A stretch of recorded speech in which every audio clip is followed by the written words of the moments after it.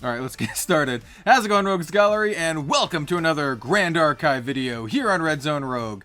Today, we are going to go over all of the news that has been happening in the world of Grand Archive, because it is, well, there's a lot. There's a lot of news. Everything from a really big banned and restricted announcement to Grand Archive finally starting to see a lot more recognition in the industry, as well as Heavenly Abyss, Abyssal Heaven, Heavenly Abyss, Abyssal Heaven spoiler season. We're not going to go over every single card, but I'm going to give you the where to go to look and check out all the cards for yourself, and then talk maybe about a couple of them here and there. So, without further ado, let's go ahead, jump into our overlay, and we'll kind of showcase this little bit of news first. So, this is a digital magazine called Around the Table.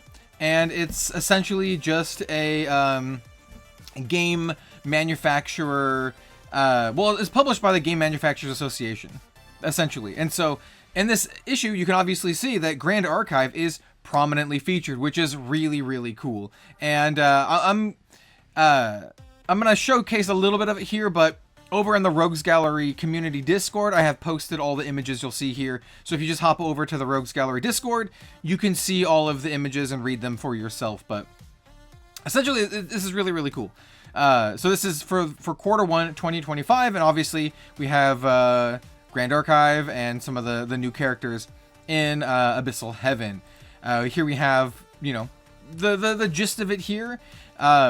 They just talk about Grand Archive's success, and I think it's really cool, talking about how it's an indie TCG overcoming a lot of the hurdles in the industry, being kind of like this grassroots game with a really passionate fan base, doing the whole TCG thing, as I like to call it, having regular booster set releases, having a really robust organized play and competitive circuit. It's really cool to read. Highly recommend checking this out. And this in particular implores that local game stores check the game out that might not have otherwise, which I think is really cool. Once again, they talk a lot about, you know, about the game, about the successes, and they do talk a little bit about some of the current shortcomings that has to do with the size of the Grand Archive team, which is very small, at least at the time of this recording, as well as like print capacity, not being able to meet demand, and all this kind of stuff. And in my opinion, those things aren't necessarily the worst problems to have. It means the game is growing very well. It means the game is in demand, and I think it's just absolutely fantastic. As someone who has been into Grand Archive ever since the, you know, right at the start of Kickstarter, as someone who has a collaboration card with the game, I couldn't be happier. And I love to see it grow and succeed, and you know, to be a part of it in the way that I am. So it's just absolutely fantastic. And then here is you know, a little, you know, blurb at the end talking about Gamma, Omnidex, over 500 plus LGSs. Here's like the organized play kits, all that kind of stuff. Like I said, this is all over. I posted all this in the Rogues Gallery community Discord, so you can go check that out. All right, let's get on with the next bit of news, and that, of course, is the Abyssal Heaven could not connect a server, restore functionality. There we go. We'll refresh it. So this is a website called Shout at Your Decks. It's literally just shoutatyourdecks.com, and they have a spoiler section over there. Literally shoutatyourdecks.com/spoilers.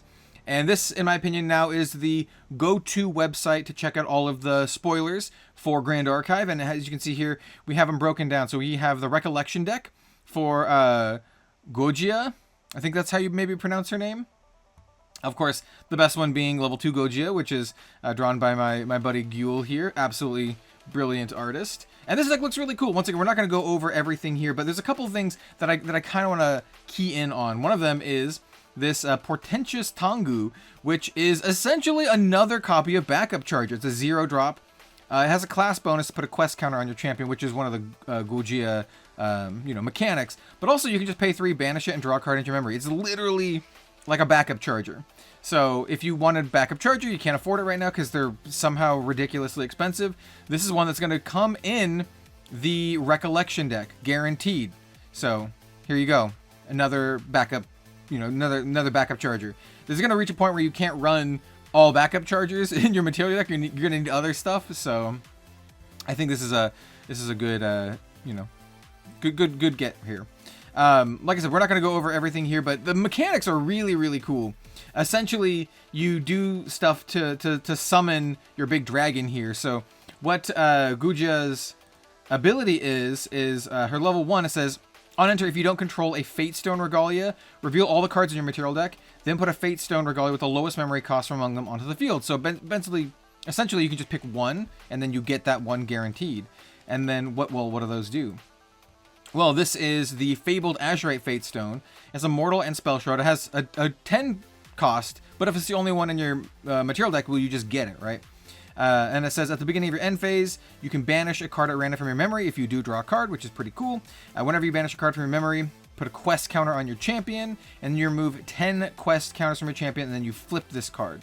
What is it? Once it flips, it was a big old scary dragon that gives you like arcane blasts and all this stuff. It's and also spell shroud and taunt. This card's sick. I think Gojia is going to be really, really fun. And once again, I apologize if I mispronounce that name.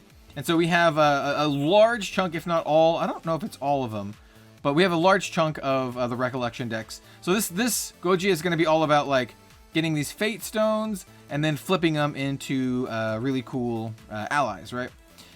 On the other hand, we have Daio-chan. Art all done by another good friend of the channel here, Pinakis. And this one is a really controlling style deck. I dare say that it is very stacksy. If you like stacks in Magic the Gathering, or any other trading card game for that matter, you are going to like this deck. It is definitely on that field, you know, in that kind of wheelhouse, which seems pretty interesting. I'm not sure how fun it's going to be to play against. I don't know, it might be, but it seems really cool. It involves around like taxing your opponent's effects and you know, creating these little flowers in their field.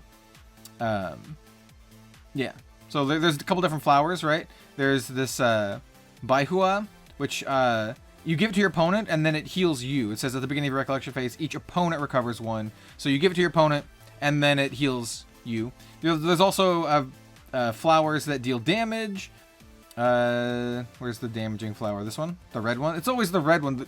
Beware of the red flowers in anime. At the beginning of your recollection phase, deal 1 unpreventable damage to your champion. So you give this to your opponent, and they take damage every single turn for each one of these they have.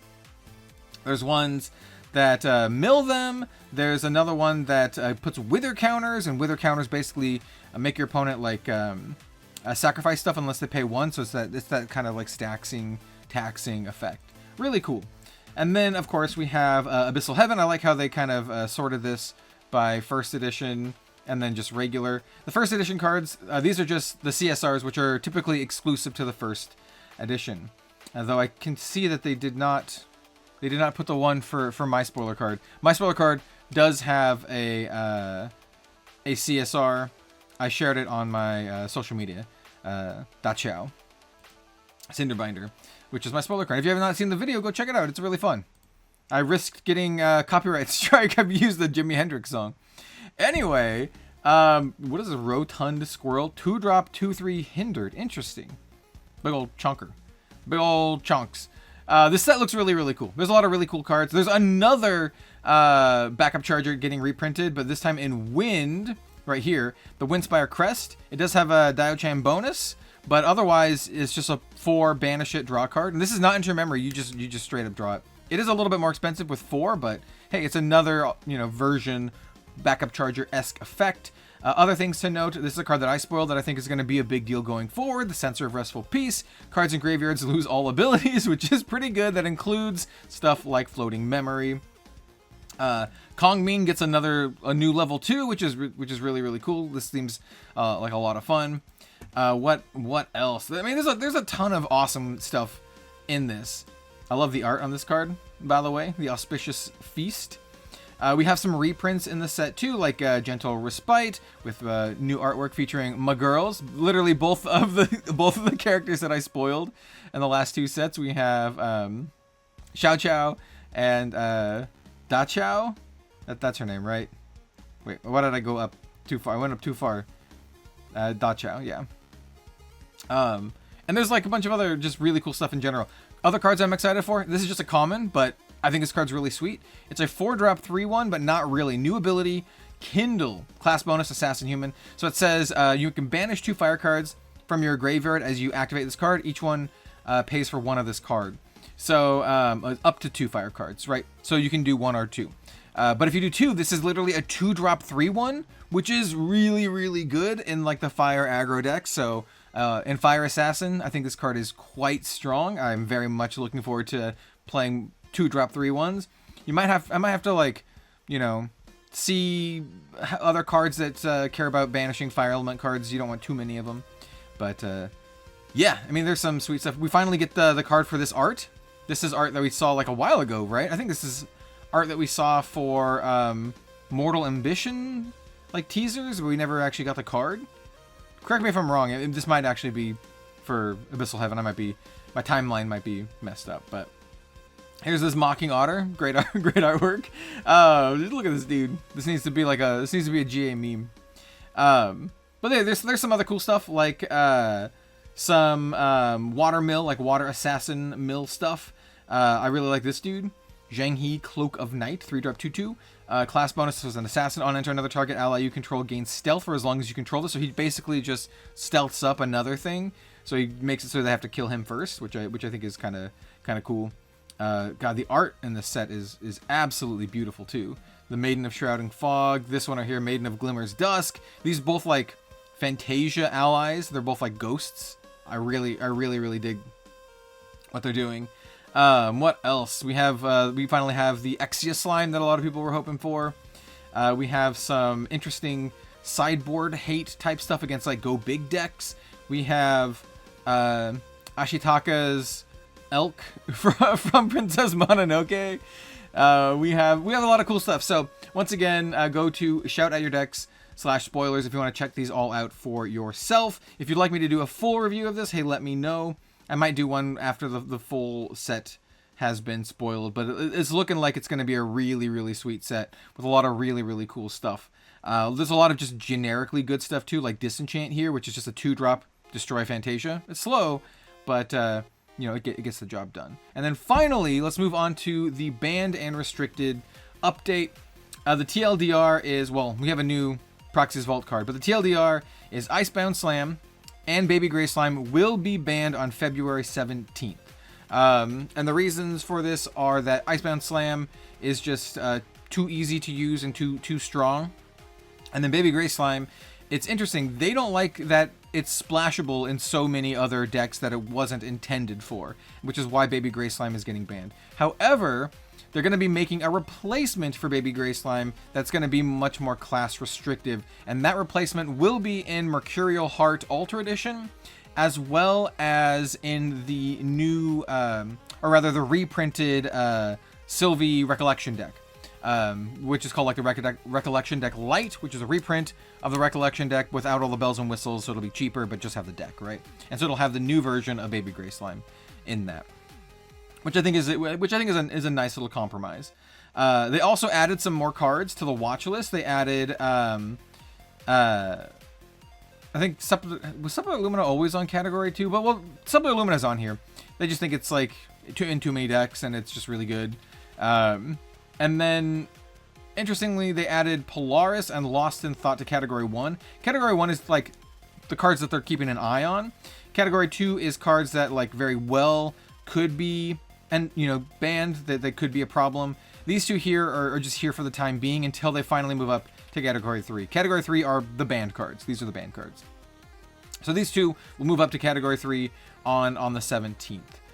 Why did they do this now? Well, I think they wanted to give people heads up to start preparing for Ascent Seattle, which is next month, and it's going to be pretty spicy with Icebound Slime in particular getting shifted out, and same with Baby Gray Slime to a degree as well. So I think it's really interesting. Yeah, once again, I recommend going in and checking out the BNR update and reading the reasons for yourself. The last thing I want to talk about is this new Tenoris card, which I think is really cool. This is Reciprocity, Dorumegi's Call. So this is a Regalia weapon, Guardian Sword. It's a 1 attack, 3 durability, and with 2 Tenoris bonuses. So as long as you control 2 or more domains, you can activate this card from your material deck, which is great. So you don't have to waste your materialization phase on this. And then Tenoris bonus, remove a durability counter from it. Negate up to 1 target upkeep trigger. Then if you control 2 or more domains, summon an automaton drone token, which is really cool. I love seeing... Well, first of all, I love that he's shirtless. They got the best version of Tony here. Shirtless himbo Tony. But also, I love that they're giving more support to a champion that's currently not seeing a lot of play here, which is why I love Proxy's Vault so much. So, you know, once this card goes into effect, then which is going to be, I don't know, this one's immediate. You can jam this boy immediately.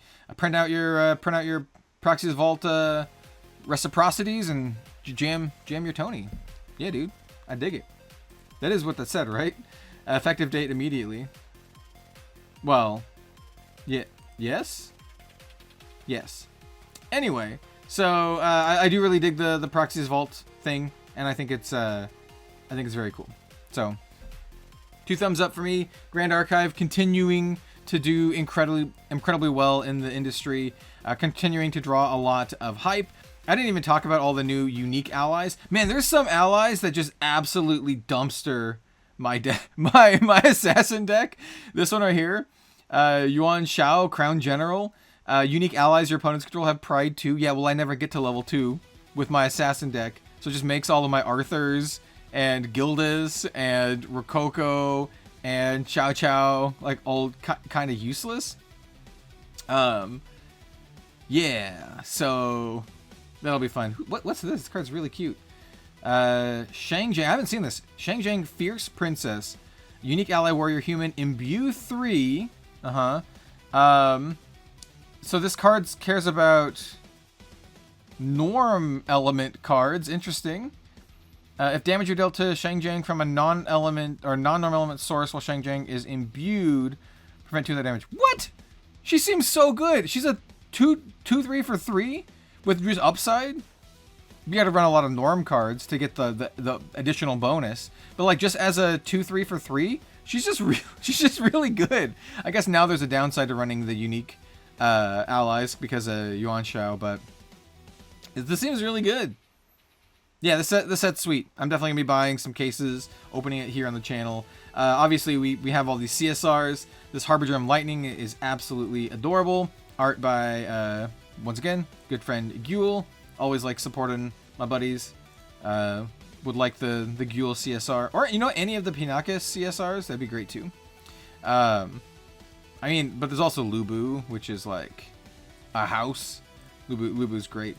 Look at this art. This Annihilation. Anyway, I'm rambling. Let's go back to me. Hello again. It's me again. Thank you all so much for watching. I really appreciate it. Let me know what you think of the Grand Archive content in the comments down below. Absolutely love seeing this game do as well as it's doing and go where it's going. Yeah, as if you haven't been keeping up with all the Red Zone Rogue stuff since the start of the new year, I do plan on covering Grand Archive every single week at least. That's the goal. Maybe I might miss a week here or there, but the goal is to cover my 3 main games: Grand Archive, Shadowverse Evolve, and Gundam every single week. So, yeah. Also, I'm going to Ascent Seattle, so if any of y'all are going to Ascent Seattle, stop by, say hi. It's going to be a lot of fun. Yeah. Anyway, thanks for watching, everyone. We'll see you next time.